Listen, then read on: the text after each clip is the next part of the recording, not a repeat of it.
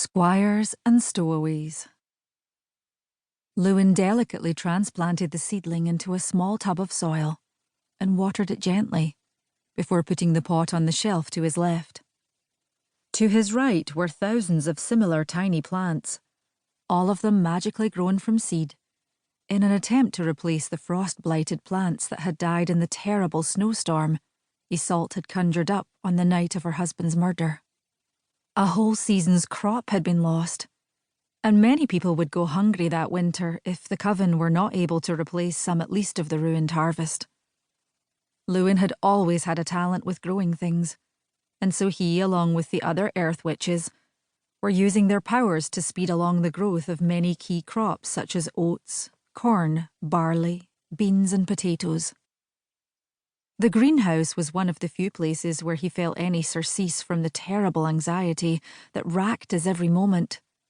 With his fingers buried in earth, his attention focused on unfurling leaf and flower, Lewen was able to put aside for a moment the aching loss and fear he felt for both his dear friends, Owen and Olwynne, and his lover Rhiannon, who had put herself in danger purely for his sake.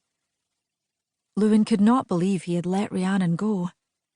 He knew he had been dazed and weak after the beating he had taken from the bell, but he felt that was no excuse. No excuse for lying with Rhiannon when he was handfasted to Olwynne.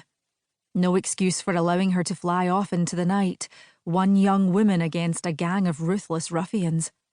He was so sick with fear for all of them that he could not eat or sleep or settle to any task, apart from monotonous, mindless jobs like grooming 100 horses one after the other, or carving and fletching 1,000 arrows.